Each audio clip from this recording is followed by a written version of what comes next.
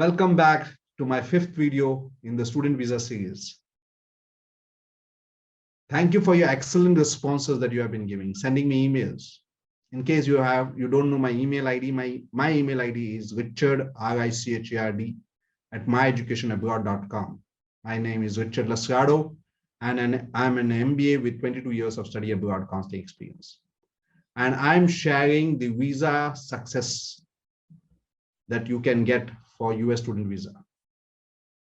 The key that you wanted to open the door of the US student visa.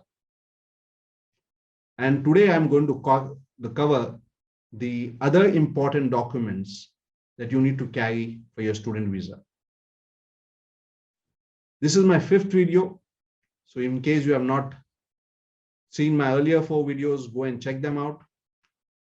The reason you are missing it is because you have not subscribed to it. So subscribe this channel, like, share, comment, because I need also motivation like you do.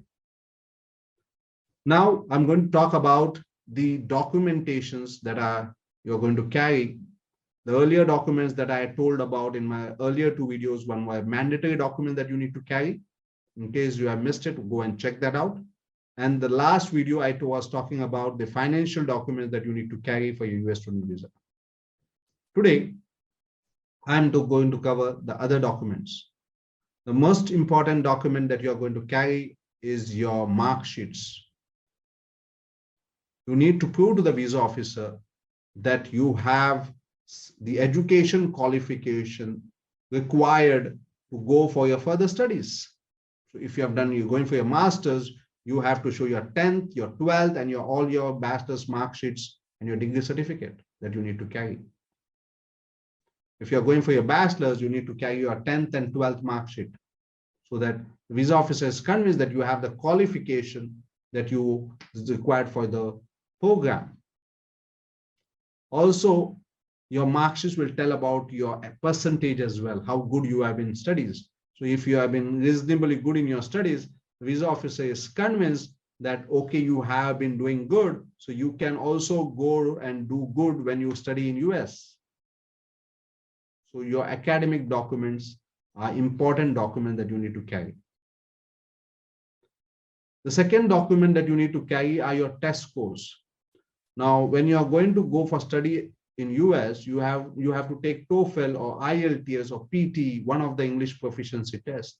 So carry that test score to show that you have taken the test and you have scored well in that test, and that's on the basis of which you have got an admission, besides the other documentation that are required for admission purpose. The second is, if you are going for a bachelor's, then you need to take SAT-1 test. So SAT-1 test score. If you are going for an MBA or management program, you need to take GMAT normally. So GMAT test scores. There are some universities which also accept GRE. So in case you have not taken GMAT, then carry your GRE test scores.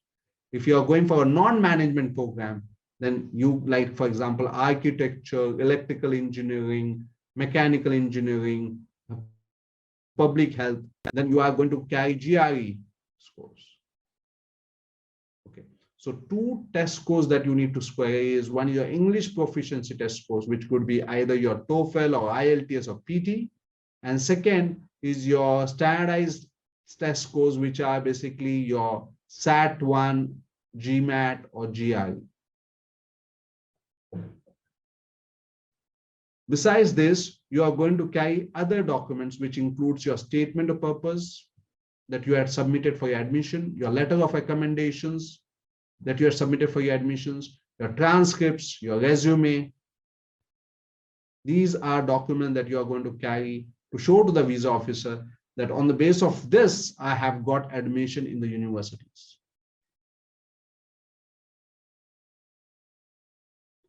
What other documents?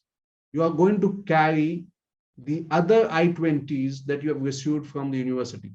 So if you have applied to, let's say, 6 universities and you have got 5 admits, so you are going to carry these 5 admits in your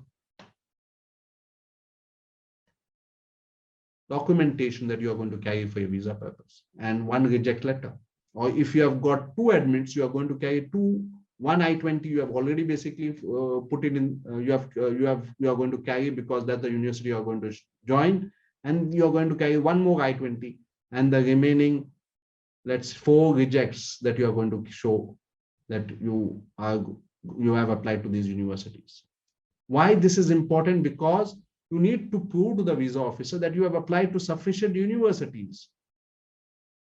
And if you have applied to sufficient universities, the visa officer is convinced that you are a genuine student. If you have just applied to 1 or 2 universities, the visa officer doubts whether you are a genuine student. How did you know that you will get admission? Or you must have not applied to a good university. So you are a potential immigrant. That's what the visa officer believes.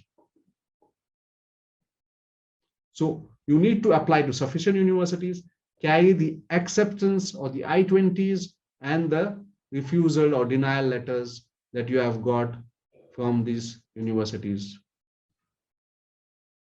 You also have to carry the correspondence that you have done with the universities. The university that you are going to join, you must have done correspondence regarding the program facilities, regarding the accommodation, regarding the finance. You may have did correspondence where you wanted to talk to some of the Indian students or the students from your own country, check with them how it is. So carry all those documents and the research that you have done. Okay, before joining the university, you must have checked the US news, the program, the facilities. You must have gone to many other sites, and you can carry the printout of all this when you're going for your student visa. This will prove to the visa officer that you are a very genuine student and your intention of study is genuine, and you will go and study in US and you are not a potential immigrant. So your document speaks for you, and carrying the right documents is important for the visa success. One more important document is if you have work experience, carry the work experience proof, the salary slip of last 6 months, your IT returns. Okay, these are the proof that you will have to show to the visa officer that you have a work experience, and your work experience is an important part of your study abroad. So this was my documentation series that I want to cover. The next series, the next part that I'm going to come is about the common questions that you need to answer in your student visa and how you can do that. See that you don't miss it. And if you have not subscribed it, again, I remind you to subscribe, like, share, and comment. Thank you very much.